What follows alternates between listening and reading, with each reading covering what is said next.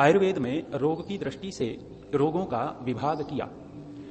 एक विभाग किया ईषत साध्य। ईषत साध्य माने सरलता से ठीक होने वाला। सरलता से, ईषत माने सरलता से ठीक हो जाए। ईषत साध्य, सरलता से जो रोग ठीक हो जाते हैं वे।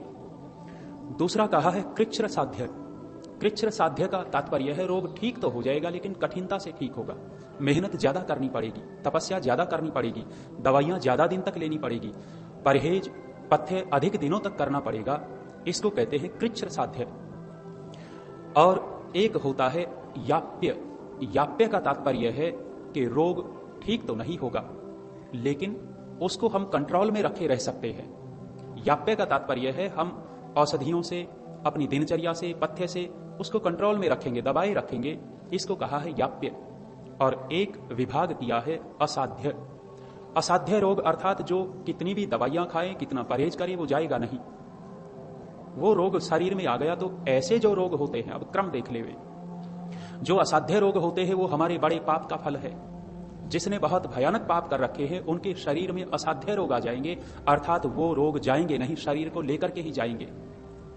जैसे कैंसर आदि रोग हो जाते हैं।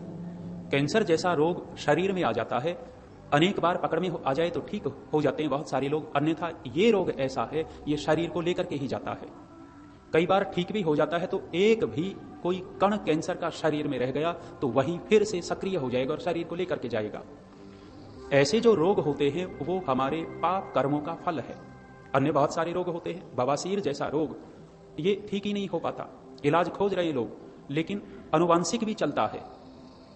संग्रहणी जैसा रोग, पेट का रोग है संग्रहणी, बहुत कठिनता से ठीक होता है और प्रायः असाध्य हो जाता है जो पथ्य नहीं करते।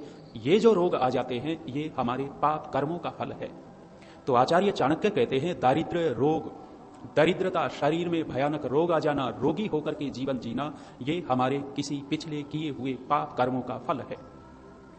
और कहा दुखानी, जीवन में दुख आते हैं, बहुत ज्यादा दुख आ जाते हैं। किसी का प्रियजन चला जाता है, बाप से पहले बेटा चला जाए, बाप के लिए इससे बड़ा दुख और क्या होगा।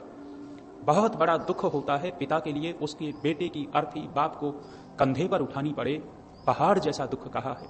तो इस प्रकार के जो अचानक जीवन में दुख आ जाते हैं, कहीं ना कहीं हमारे वहां कर्म काम कर रहे होते हैं।